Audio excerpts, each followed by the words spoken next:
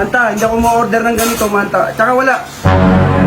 Alam mo guys, Christopher pangalan pero yung order.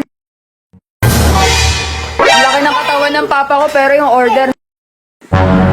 Hindi ka na? Ano talaga? Na ano?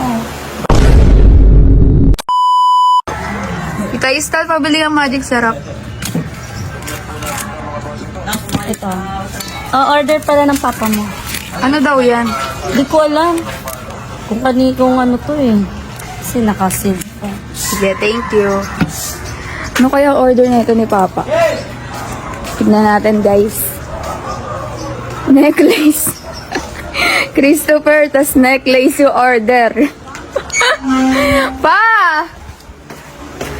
May order ka daw. Wala ako in-order, Manta. Ito, tignan mo. Wala ka ako in-order. Kulit niya.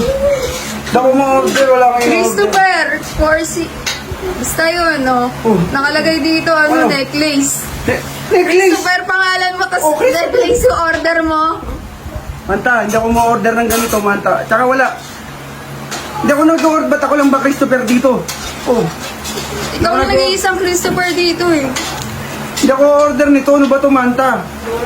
Tingnan mo guys. Hindi ko nalagay. Christopher pangalan pero yung order necklace. Hindi ako nag-order ng ganyan, Manta, hindi. Ang dami pagta to oh.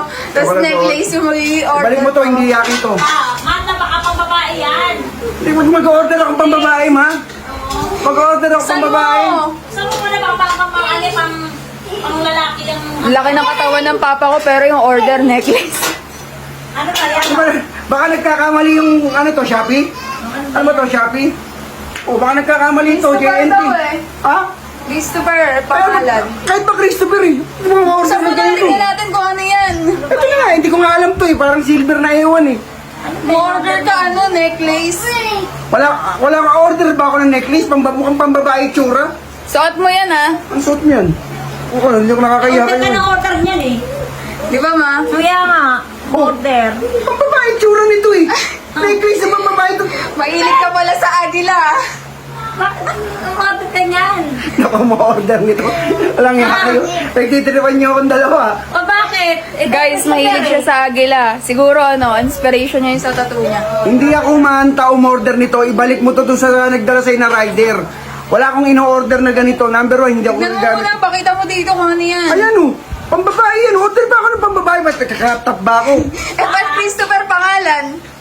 Walang nga, Christopher. Christopher pangalan. Christopher, may lihim ka? Wala akong lihim. Ikaw Ma. lang yung Christopher dito na umu-order sa Ba't Shopee. ba kasi pinagkalat mo pa? Lumabas ka pa, nagpunta ka pa ng tindahan. Sinabi mo pa na umorder ako nito. Eh, si Tita Isdal naka-receive eh. Kaya nga, di sana hindi niyo pinalan yung laman ng ganito. Eh, nakalagay doon necklace. Ano ba yan? Gusto ko kasi nga- Sige na nga, aminin ko na. Gusto ko kasing ano. Gusto mo, parang tanga. Nagpahaba kasi ako ng buhok eh. Ano, apat na anak mo? May Kaya nga. nakaamin? Minsan ko lang aminin eh. Rehiya naman ako, laki ng katawan ko eh, syempre. Dami mo pang tattoo, Di ba necklace yan? pala order. Pinalaki mo yung anak mo, kaya may aminin ka na? Ano talaga? Na ano? Wala talaga kasi ko.